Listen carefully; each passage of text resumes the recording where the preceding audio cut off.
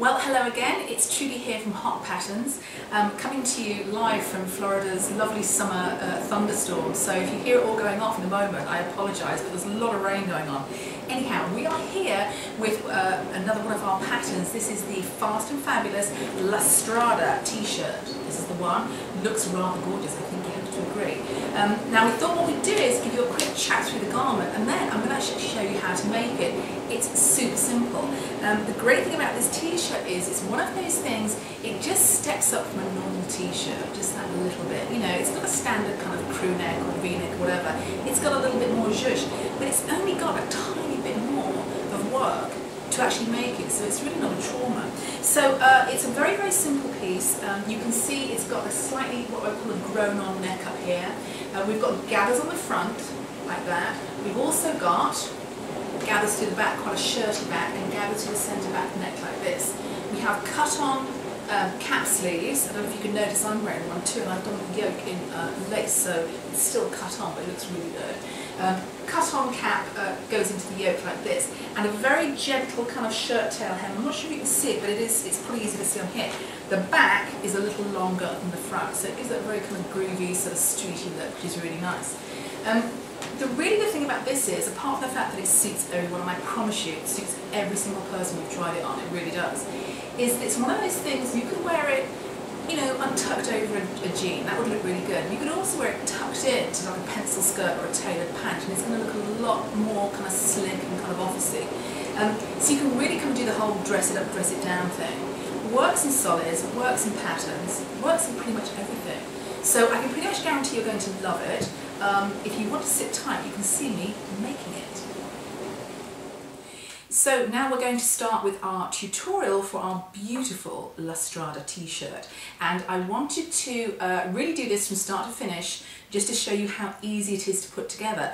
It's not, of course, a standard t-shirt. It's got a little bit more to it than that, but not a whole lot more, I have to tell you. It's really, really simple. So I'm going to get Jeremy now to have a quick look down at the pieces so I can talk you through them.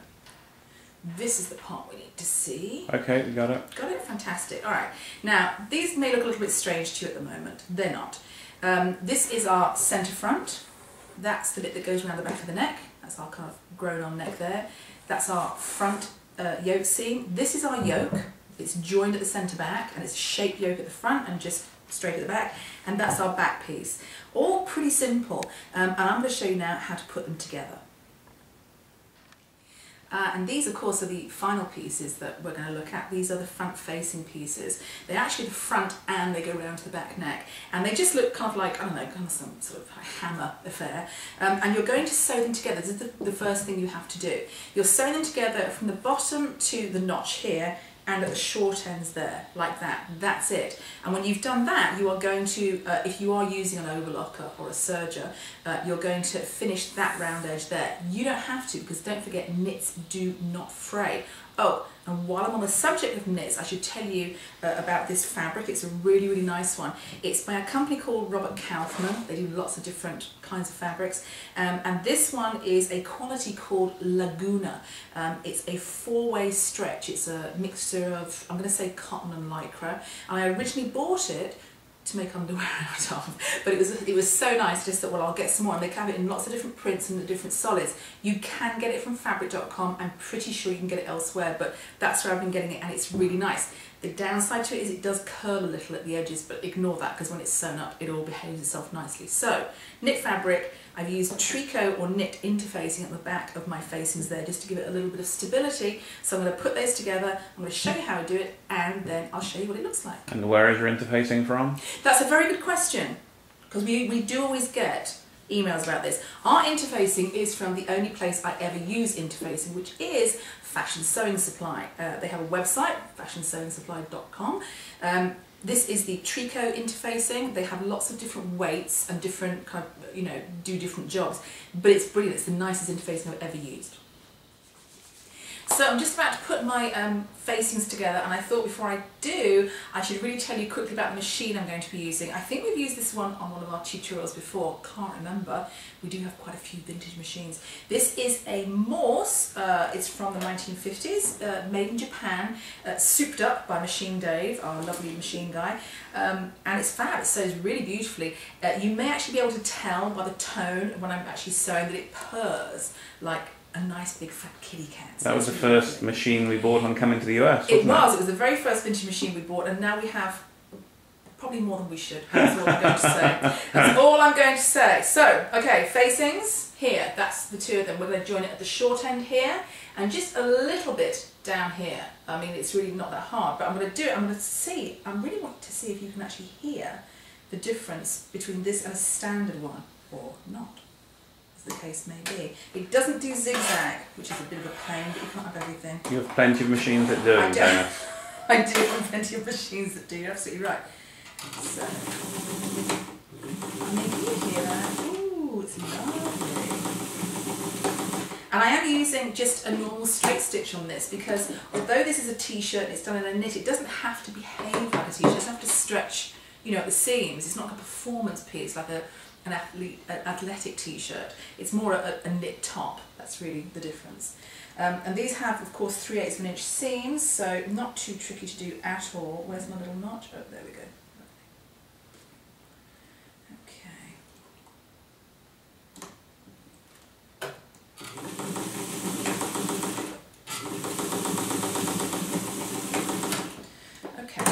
Can I just add something about the vintage machines? We often get questions about them, and where do you find them and how do you get them? And we found that one on Craigslist. I think we probably overpaid slightly for it at the time, but it was virtually unused. It came with all its accessories and its owner's manual.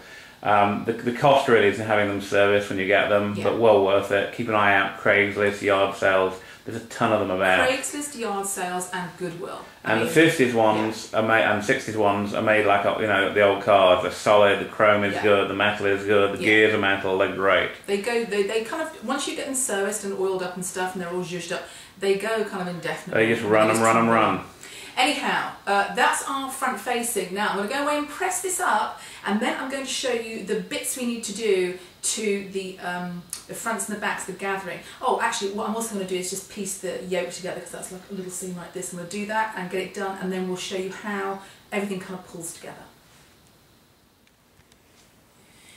So very, very quickly in the process, and very soon after just cutting and getting everything ready, we're ready to sort of put it all together, because it really doesn't take a lot of doing. So let me quickly go through with you what I have done. I have seamed together the bottom part and the centre back of the facing, and I have overlocked the edges, and I wish I could say to you, hand on heart, I've chosen a slightly contrasty purple so you can see the stitching. That would be a lie, it's because it's the only purple I have, and that'll have to do, but it's all going to be on the inside, so we don't really care. So that's the facing ready to go on. I'm going to get Jeremy now to have a look down on the pieces to show you how far we've got with those. Okay. So once again we need to see these. Okay, so there's your front, and we've joined it from the hem up to the notch on here, and the notch on here corresponds with the notch on this facing. We've done the centre back seam just like on the facing. You'll see this is much longer because it's going to be gathered, and then we've seamed our yoke together. Again, contrast, overlocking, what can you do? So now I am going to show you how you lay out putting on this facing onto this to get a nice sharp V-neck. So now this part of the t-shirt is actually the most important part, lucky for us all, not that tricky. It's just one of those things where you've got to be a little bit precise, because you don't want a V-neck that's kind of like a bendy U, you want a V-neck, that's the whole point of it. And we have done one of these before, I think on our Primavera tutorial, but it's worth you seeing again, especially on a knit piece. So I've pinned it in, and I'll hold it up against me in a moment and you'll see what I mean. But you're basically doing this.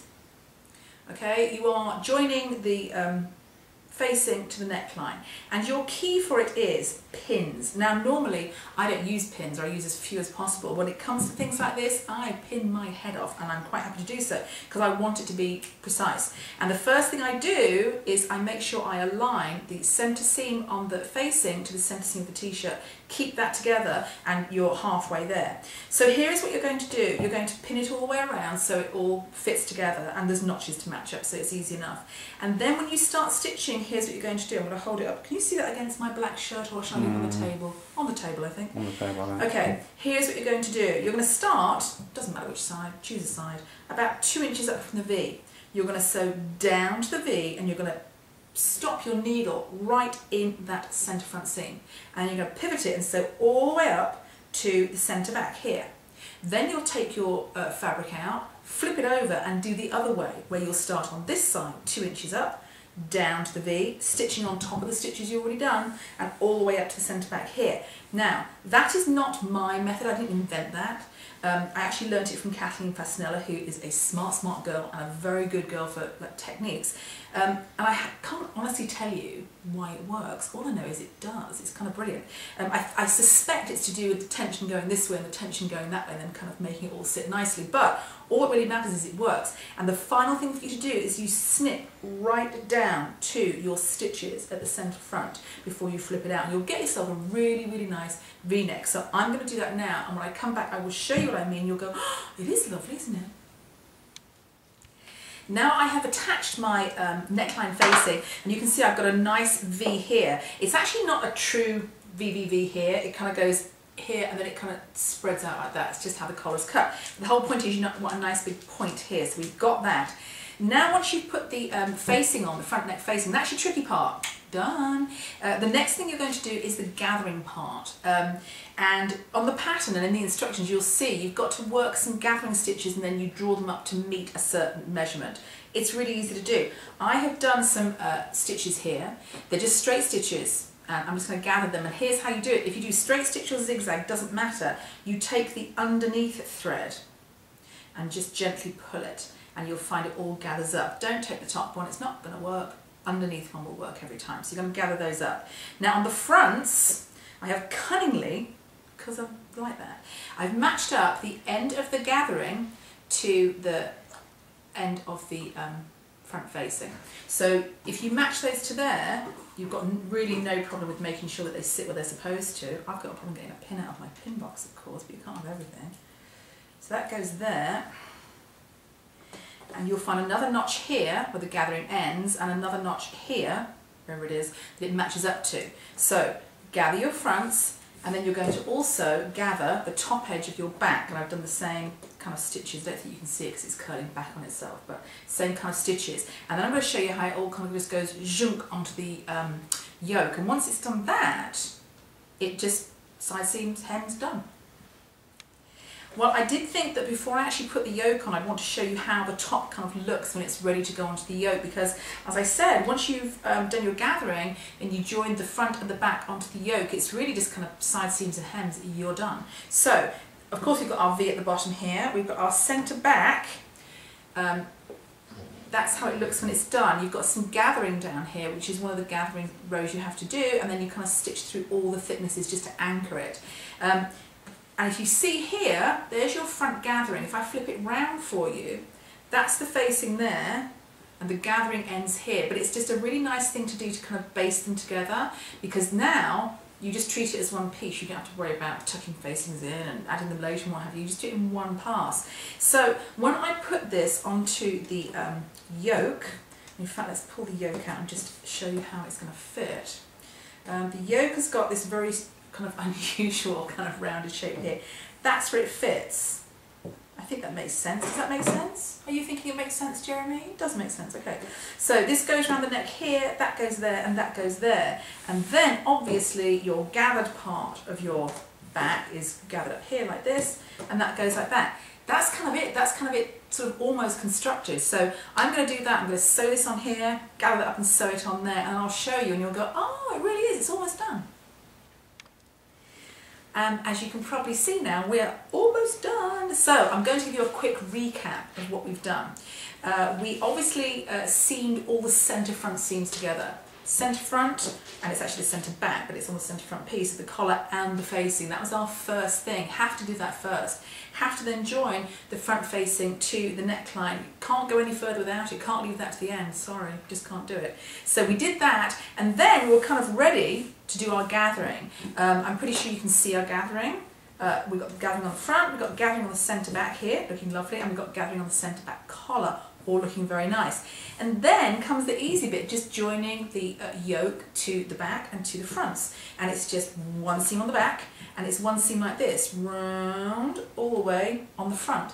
That's it. Now, the last things I have to do to complete this, and it's very, very easy, is I have to do the side seams, and I have to do the hems. And as it happens, with this one, this has got a very slightly... Just bring it to more. Can you see that? That's it. A very slightly curved front and a very actually a longer curved kind of shirt tail back.